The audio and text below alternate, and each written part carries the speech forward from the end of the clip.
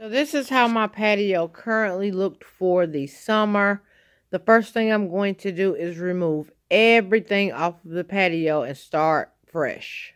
So here I am just removing everything off of the patio so that I can start with a clean slate basically.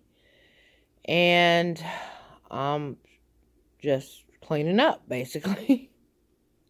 So that we can start our new fall inspired traditional color what am I trying to say, fall decor. So right now I am just sweeping off the grass and things like that that blow onto my patio when they cut the grass. I saw a few spider webs because they thought no one lived here while I was being a truck driver over the road.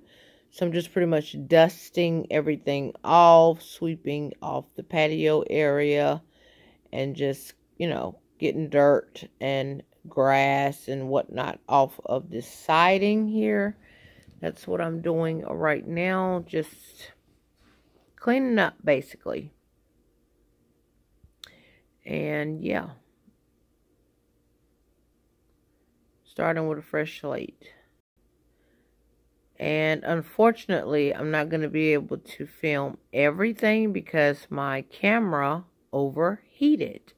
So here I'm just putting down this little rug that I found at Ollie's for $14. And I thought it was larger than that, but it'll work for now. And here I'm just kind of moving things out of the way and trying to angle the camera. The camera did overheat, so a lot of footage wasn't recorded. I'm just basically cleaning off the tables that were already there so that I can repurpose them for the next part of the decor. Just wiping them down with Windex and getting the dust and whatnot on them off.